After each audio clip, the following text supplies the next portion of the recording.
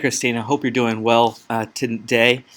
Today's Friday. I just want to give you all of these lecture content so that you could have these. I'm just sitting here during my extra help session, and nobody's in the room right now, so I thought I'd take a pause and just send you these elements that you missed from yesterday's class.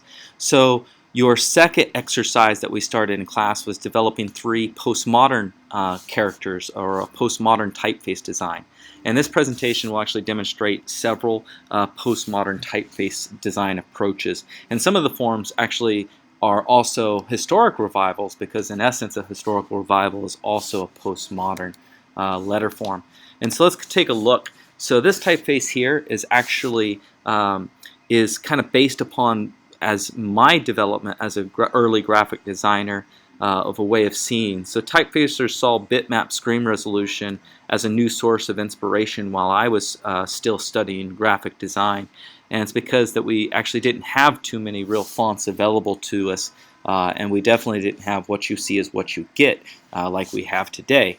But these are a few designs from the Type Foundry Emigre, which I've talked about previously in class, where they're actually portraying and creating a typeface design based upon how it would have looked like in the screen format. And so we can see the pixelization following throughout these designs.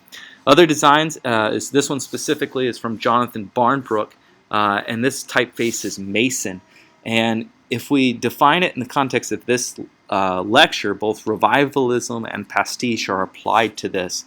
The unusual capital M in the alternative fonts is actually inspired by a medieval manuscripts, and so we see that moving over in here.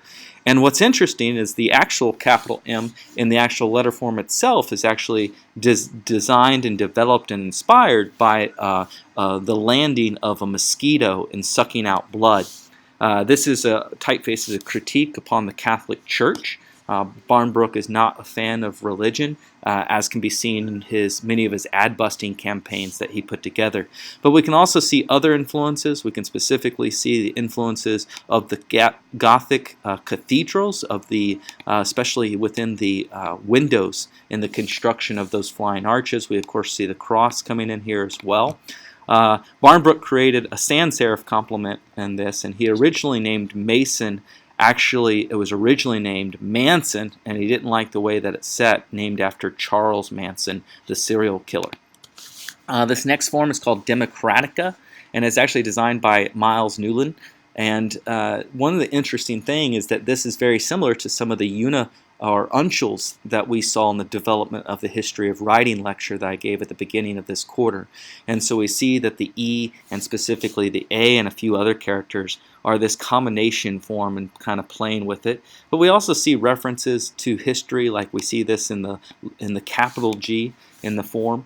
And so there's a lot of wonderful combinations and kind of play, but also questioning of historical influences. The next form we've already looked at is Mrs. Eve's Roman, which was designed by Susanna Lichko. But Susanna was applying this, kind of exploiting the technology, kind of again going back to those original Emigre fonts that we saw in the bitmap form. So Mrs. Eve's is obviously a remaking of Baskerville, but also making it to feel like it's metal type, and it has that movement across the form as far as typographic color as it hits, very similar to what we see in Caslon as well. The next form is Philosophia, and so we see this, and this is an example of design as traditional text while taking advantage of the advancing technologies in typeface design.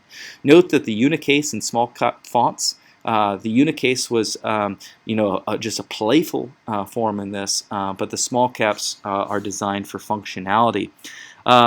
The form itself in the uppercase model is actually a mono-width design, and this is fitting to actually make it working with sheet music, which was what it was originally designed for.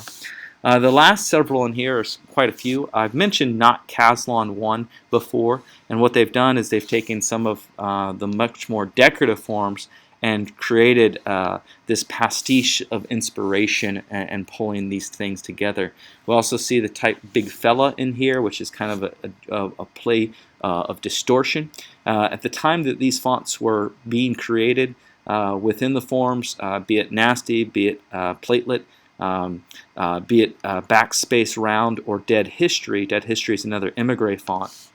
Uh, all these elements were designed during the same time period of what was called grunge typography. And this is where designers were trying to fight against the perfectness of a computer and bring more elements of the hand inside this.